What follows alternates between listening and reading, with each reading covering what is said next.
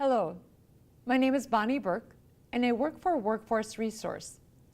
This presentation is titled Budgeting and Financial Essentials. I know from personal experience, when I had lost my job and out there job searching, it is very, very difficult to make ends meet on that type of budget. So I'm hoping some of the tools you'll learn from today's presentation will help you and can also help in your future life as well. There are four main things that I would hope that you can take away from this presentation. To begin with, I have some tools for you, and I'm hoping these tools will be able to help you track your spending. And then also, I have a tool that will help you understand the cost of a habit. Next, I'm going to show you some things on how to create a budget and the importance of creating a budget. We also will learn about your credit score and how to access your credit score. And last, we're going to talk about credit card debt. It is so easy to have numerous credit cards, yet it's even easier to have large credit card debt. And we'll talk about the cost of that debt. When talking about a budget, I feel it is very important to know, where is my money going? We may know what our income is, but at the end of the month, do we know where it went? So to start with, I'm going to encourage you to start a budget, a rough draft. The spreadsheet that I'm going to show you is an example. This is just a pretend example of a person's budget. I want you to look at the income and the expenses. Notice that the person's income also includes some interest. Maybe they have some CDs, maybe they have a savings account in the bank. It also includes some child support, and it also includes some other assistance, and that may be food share or food stamps. Also notice all of their expenses. Now, once again, this is just pretend examples that I put into this spreadsheet. And so at the end of the month, they were able to total up all of their expenses, and notice that their expenses were $2,965. However, notice that their income was $2,300. Ooh, there's a discrepancy there. Their expenses are higher than their income. When you are doing a true budget, your expenses and your income should balance to zero.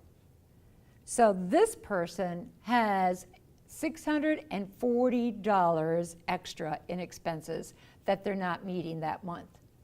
So I'm going to encourage you to look at this spreadsheet and say, what are some ways that they can cut their monthly expenses? When you're looking at their pretend budget, think about your own expenses. What are some ways that you can reduce your expenses? So an example might be, they still have to have a mortgage or rent, still have to pay an electric bill. They might be able to get that down a little bit.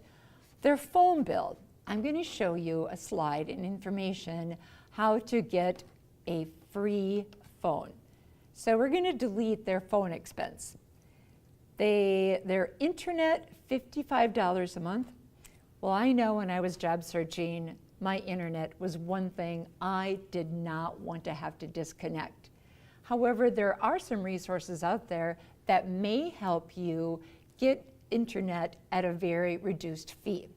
So in this case, we are going to get rid of the $55 and replace that with a reduced fee of, I'll just add $10. Because once again, I truly believe that in job searching, unless you live right next to a library or the job center, it's very, very important to have the internet. So car payment, a $300 car payment. Wow, that's a lot. Maybe this person could trade in their car and get a less expensive car. Not always easy to do, absolutely. But having a decent car is extremely important when we're out job searching. So we're going to pretend they're able to sell their car and reduce their car payments to, let's just give them a $100 a month car payment. Okay, so that's going to be a big help, right? Car insurance and house insurance. When I lost my job, I had time to do some shopping around for insurances. Usually, it does not take that much time to do the shopping around, and I was very happy I did. I was able to save our family about $500 a year. We have really good driving records. We've not ever made a claim against our house insurance. So with that said, this person's going to shop around, and we're going to pretend they're able to save their car insurance by $50 a month. Pretty good, right? Let's just say they were able to save their house insurance to, let's say, $25 a month. That's pretty unrealistic maybe, but we'll just go with it for this example. Medical bills. If we don't have health insurance, or if we have health insurance with a high deductible, it is very easy to get a $200 monthly medical expense. So we're going to leave that one because our health is extremely important. How about gifts? For a couple of months until we can balance our budget, we're going to not buy gifts. How about entertainment? $50 a month. Sad to say, it doesn't go very far at all. So until we balance our budget, we're going to cut that back to, let's just say, $25 a month. You have to have some fun, right?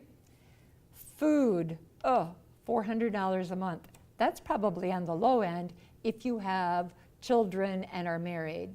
I'm going to show you some resources today where you can save on that food budget. So let's take that $400 down to $200. Is it doable? It's going to take some work, yet it might be. So gas for our car, once again, we're going to talk about how to reduce that $200 a month. Thank goodness right now the price of gas is coming down. I certainly hope it stays that way, right? So we're going to be able to cut that back with a few tips that we're going to talk about. Clothing. If we have children, especially children that are going to school, that's pretty difficult to get that down. I'm going to show you a few tips there as well.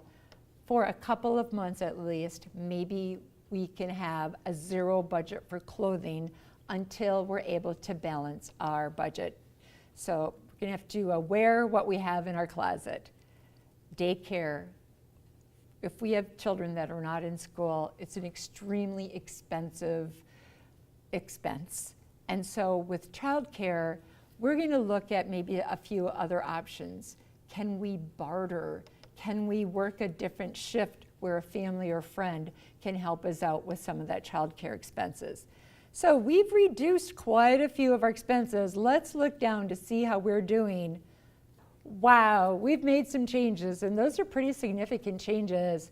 Look at our expenses, $1,980. Our income is $2,325. We are $345 to the green, yet I know some of those may take a lot of extra work and time. Yet looking at just those items that we talked about, it doesn't happen overnight, but it can happen. So have a budget. The worksheet that you also have has a column with blanks. So I'm going to encourage you after today's presentation to fill in the blank. But fill in the blank with the expenses before the month starts. In a little bit, I'm going to have you watch a video from Dave Ramsey, and he's going to explain how to do that.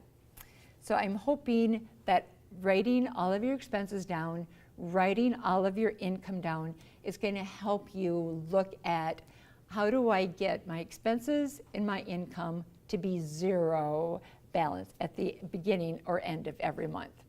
While you're watching this video from Dave Ramsey, keep in mind, I'm not saying you have to go out and buy this book. He also teaches classes called Financial Peace University. You don't need to go to the classes either, yet it's just one tool that many people have found to be very helpful for them. His book is called The Total Money Makeover. I hope you enjoy his video, and we're going to talk about some of his tips. Imagine you've just been promoted to the title of money manager for a company called You Incorporated. Your job is, of course, to manage the company's money. If you managed You Incorporated's money the way you manage your own money now, well, would you fire you? Don't answer that. You have to tell your money what to do, or it will leave you and go to someone else. A written budget for the month is your money goal. People who win at anything have written goals. Goals are what you are aiming at. Zig Ziglar says, if you aim at nothing, you'll hit it every time. Your money won't behave unless you tame it. Your budget is the whip in the chair that makes the money behave. You have to be intentional with it. You can't get your head, you can't operate with your head in the sand. You know, you wouldn't build a house without a blueprint, so why do you spend your lifetime income of over $2 million without a plan? Well, there's too much month left at the end of your money. Well, it's because your budget doesn't exist or it isn't working. A study of Harvard graduates found that after 2 years, 3% who had written goals achieved more financially than the other 97% combined. You got to do it on paper on purpose before the month begins. Your budget is a written goal for your money. You need to set up a budget every single month. Don't try to have the perfect budget from the perfect month from heaven, because you never get one of those. Spend every dollar on paper before the month begins. Give every dollar of your income a name before the month begins. This is called zero-based budgeting. Income minus outgo equals exactly zero every month. Look at this month's income, at this month's bills, savings, and debts, and match them up until you've given every income dollar an outgo name. If you have irregular income because you're in sales or you own your own business or something like that, well, we have a planning sheet for you in the Total Money Makeover workbook. And if you get paid on commission, you're self-employed, all that kind of stuff, it works for every bit of that. It's called the Irregular Income Planning Sheet. You still must do a written budget before the month begins. No one gets out. You got to manage money for You Incorporated. If you're married, you and your spouse need to agree on it, and well, sometimes that's the hardest part. If you aren't working together, it's almost impossible to win. If something comes up in the middle of the month that causes the budget to need changing, call an emergency budget committee meeting. You Incorporated, we're going to have a meeting. Talk it through, adjust what needs to adjust. The Wall Street Journal reports that more than 70% of Americans are living paycheck to paycheck. So you got to break the cycle, change your family tree, live on less than you make, save for rainy days, live like no one else so later you can live like no one else. What did Mr. Ramsey say? He says to do a budget every month before the month begins.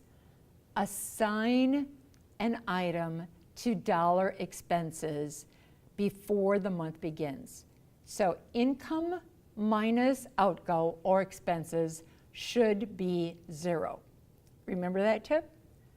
Give every income dollar a name and give every expense a name as well. Your budget is your written goal. We all need to have goals, and this goal will help us with financial success. I love this quote that he mentioned, and I felt it was worth mentioning here again. This is from Zig Ziglar. He says, if you aim at nothing, you'll hit it every time. So without a budget, our financial lives can be pretty chaotic. And so if we have a goal of setting that we are going to save X amount of dollars, if we have a goal that we're going to reduce our food expenses, put it in writing. Your budget is your written goal. What can I do to meet my monthly expenses? Remember some of the changes we made on that spreadsheet? Well, here's a few more tips for you. Every single time you go to the grocery store or stop at a convenience store when you get gas, keep track of all of your food receipts and even your non-food receipts, such as your laundry soap or dish soap. I have 4 pets in my house. Right, my house is a furry mess. However, the money every month that I spend in dog food, cat food, and cat litter, once I started tracking the receipts, I thought, no more pets. It was $65 a month, a lot of money, right? Yet without tracking those receipts, I would not have realized the overall monthly and then yearly expense. We all know this tip, right? Always use a grocery list. Look at the ads, those weekly ads that come in your mailbox, the ones that you typically throw away. Look at the food that's on sale for that week. Plan your meals from that meal plan, create that grocery list. If possible, you may have to shop at 2 different locations to save some money. Yet I caution you about not driving to 3, 4, 5 different locations. The cost of gas and the time may not even be worth it. I know this might not be springtime for you, but consider planting a garden. It may be just a couple of pots of tomatoes or lettuce. It's a fun family activity, yet it can have a small impact on your food budget. Other resources that can help is consider going to some food shelves. Almost every single community has a food shelf. If you're new to the area and you're not sure where yours is located, ask them at the job center. They should be able to give you some names and addresses. Another resource that I want to share with you, and this was really valuable for my family, and I know other friends as well have shopped at Ruby's Pantry. I'm going to encourage you to look at this website. Ruby's Pantry are food distribution locations that anyone can go to. It's not based off of your income. They're open to the general public. At Ruby's Pantry, you pay a small fee. It's typically $25, that may have changed, and you will get boxes of groceries. Now, some of the things in there may not always be things that you would normally use or buy. If not, pay it forward. Share it with a friend or a family member as well. So if you go to their website, the Ruby's Pantry website, you can do a search for where are their distribution locations at. So you can click further down, you can click on the food distribution downward arrow, click on locations, and you will be able to find one that's close to you. They have distribution locations throughout northwestern Wisconsin, and you will be able to see the specific date and times of their distribution. What else can you do to help meet those monthly expenses? Remember, I've talked earlier about getting a new quote for your car or house insurance. I encourage you to do that at a minimum of every 2 years. After I was unemployed, remember I said I did a search, was able to save our family about $500. Well, just recently, I did another search. Once again, I was able to save our family a couple $100 a year. $200 a year, I was really, really pleased with. So ask for quotes, do your homework. Another thing that we all have to have, especially when we're job searching, is phones. A phone that has good reception, a phone that has minutes that you can make those calls. So 2 of the resources that I want to talk with you today, one is called SafeLink and the other one is Access Wireless. Most job centers will have a brochure and will walk you through step by step how to access one of these phones. If not, check out these websites. It's a very helpful resource for families and it can save you a significant amount of money.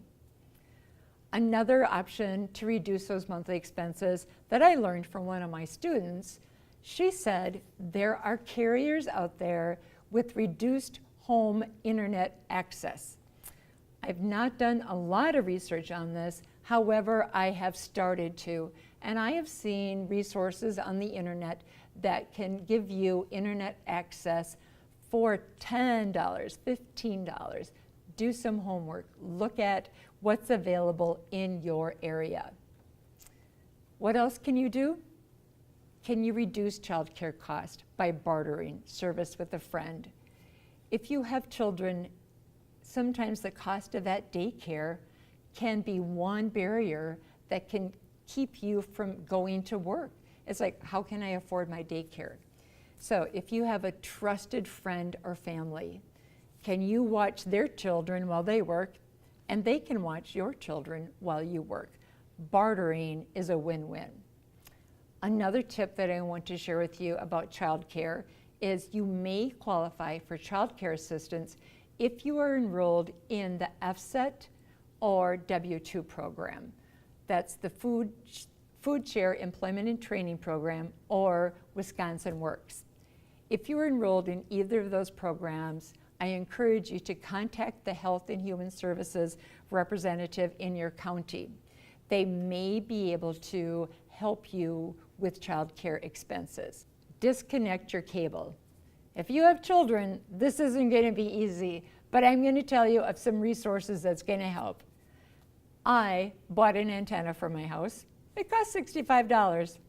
I get 13 channels consistently for a $65 antenna. It works.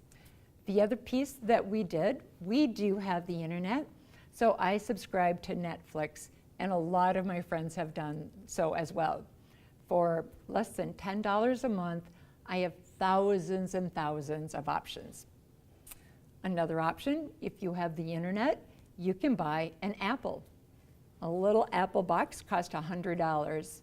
Well, with that $100, once again, you can have thousands and thousands of options of programs to watch, and many, many children options as well.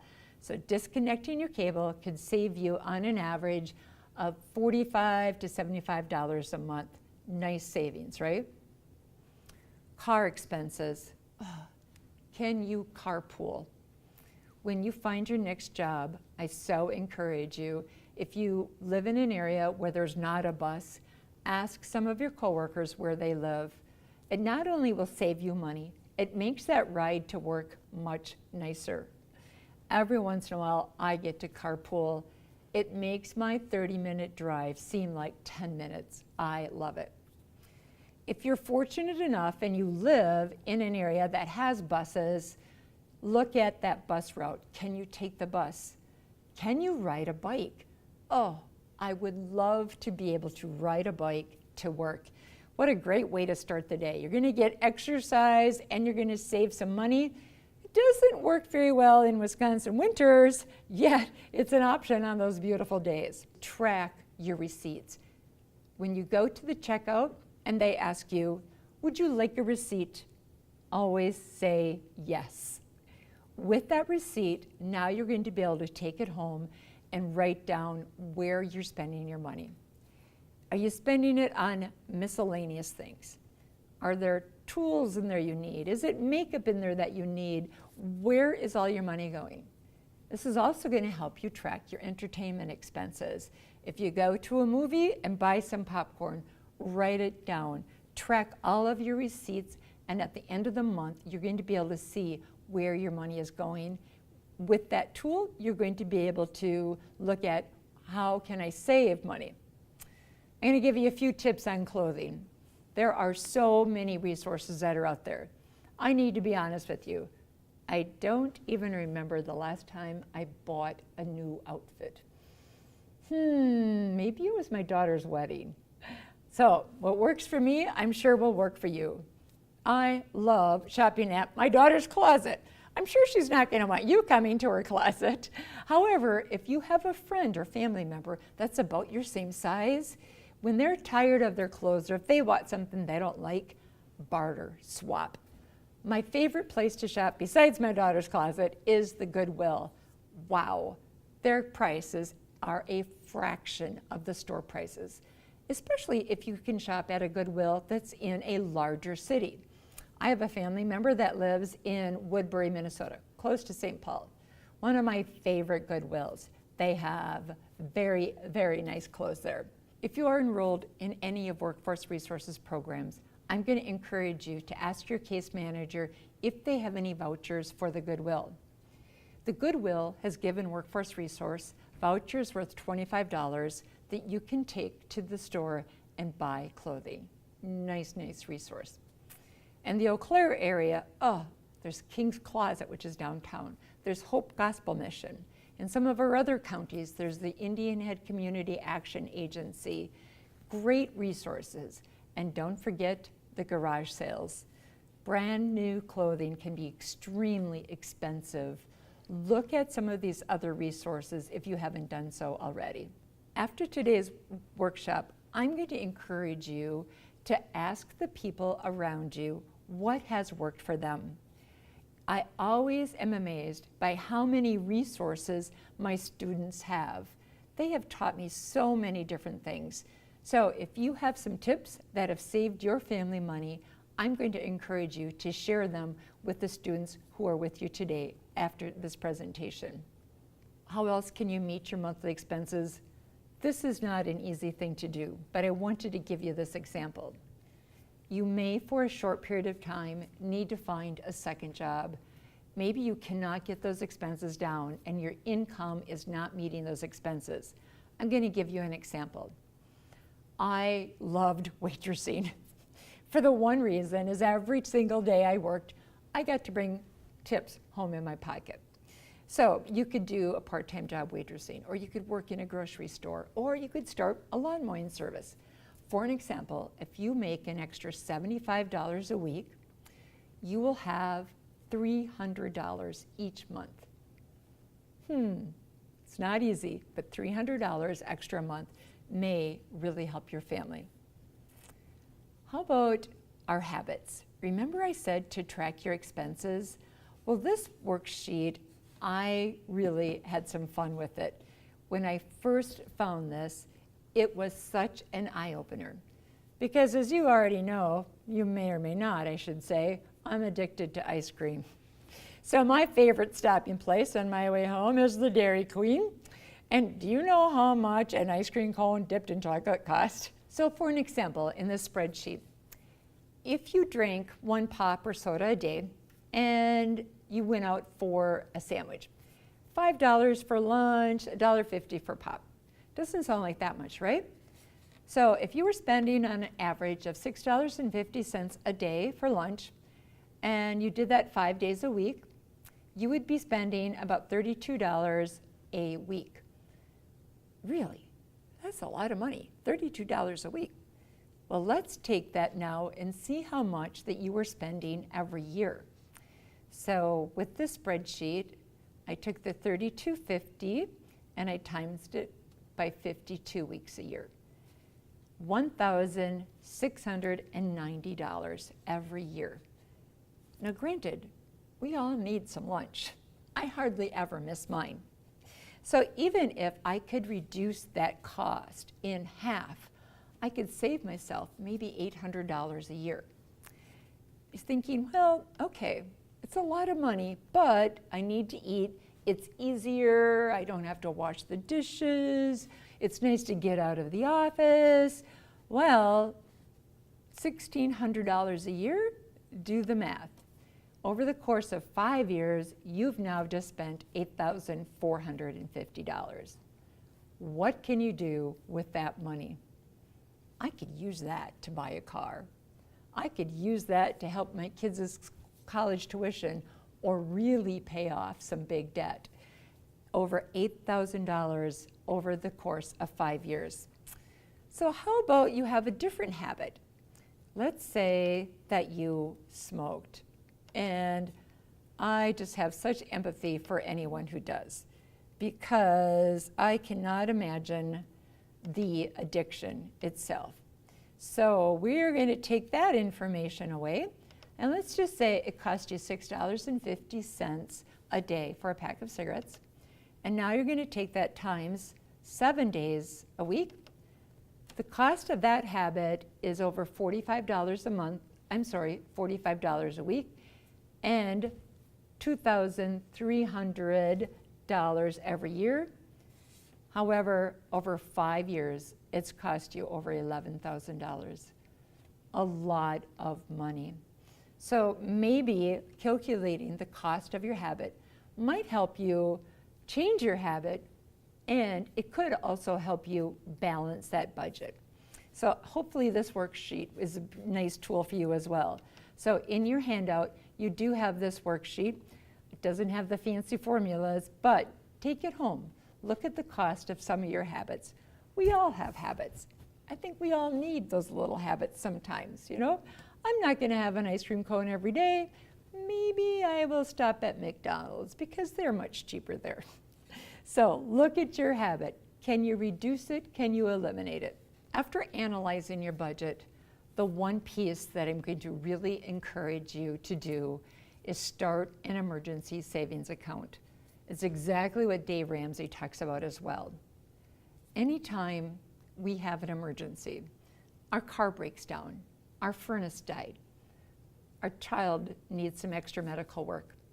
That emergency, if we do not have money set aside in a savings, typically will get put on a credit card. With that, I wanted to share with you what that credit card bill could cost you. But just think of this. On an average, a car repair, it is $80 per hour for labor. On an average in our area, $80 an hour. How about if your water heater died? I did a little bit of research. On an average, a water heater costs $350 to $500. How about an unexpected dental bill? Well, I even have insurance, but my insurance only pays 50%. It is nothing to have a crown done and have a bill of about $500 to $600 after the insurance. So it is so common to have expenses like this that may be an emergency. And without having money in a savings account, typically we either charge it or charge it to a credit card. So look at what credit card debt can cost you. Pay off your highest interest account first is another tip.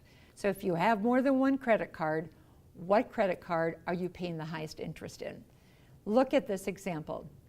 If you have $5,000 on your credit card, the average credit card interest is 18.9%. I could barely believe that when I was doing research, 18.9%. You may have a card that costs less, you may have a card that costs more.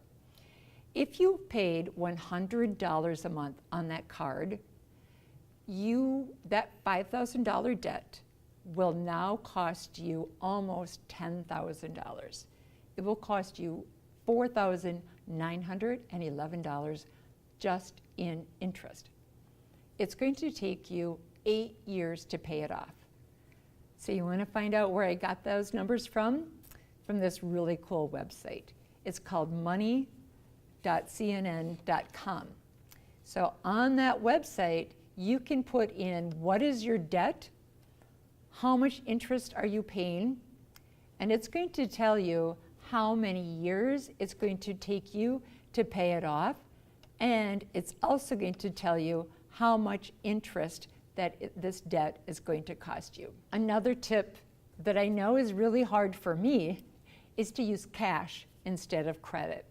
Every month, budget how much money you're going to spend in gas, in gifts, or groceries. Put that cash in an envelope. When the money is gone, evaluate, is the month over? And I hope it is, but if not, what type of adjustments do you have to make?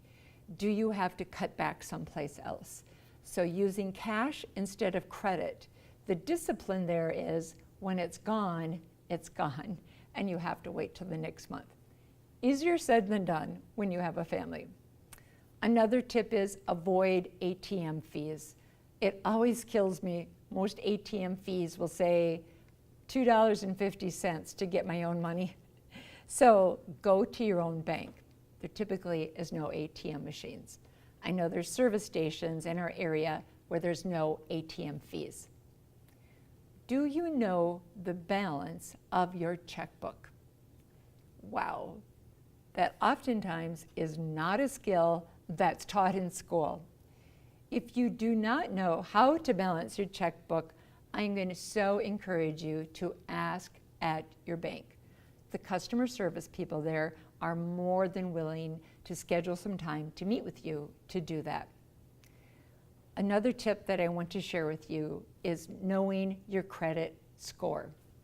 To get your credit report is as easy as going to a website. However, remember, after one report, you may have to pay a fee, but that first report should be free. You should be able to print out one report each year for free.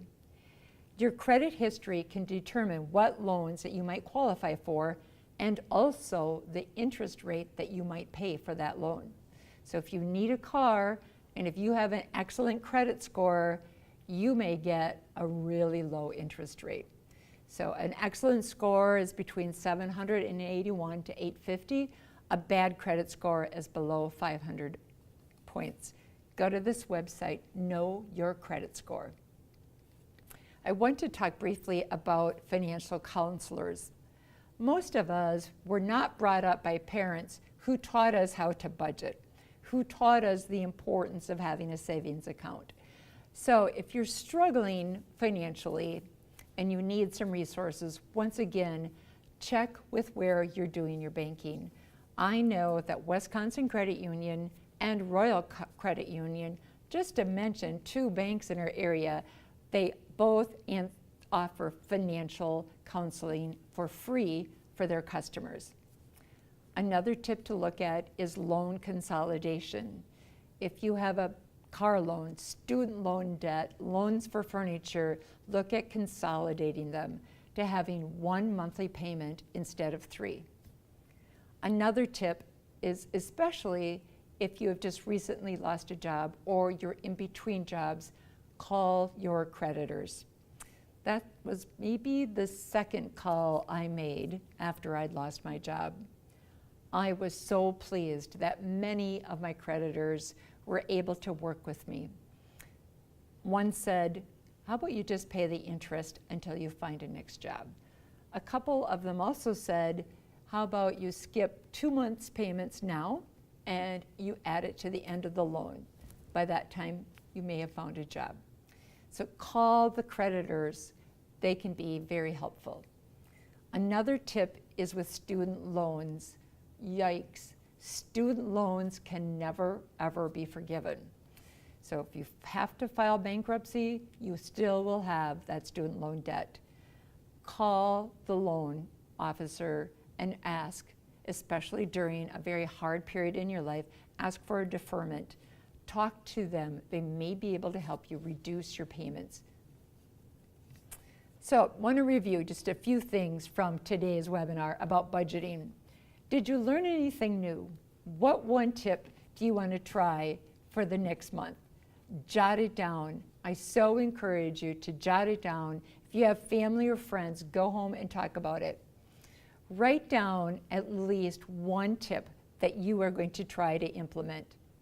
I hope during this webinar you have learned a few tips that will help you and your family. Thank you so much for attending, and have a good day.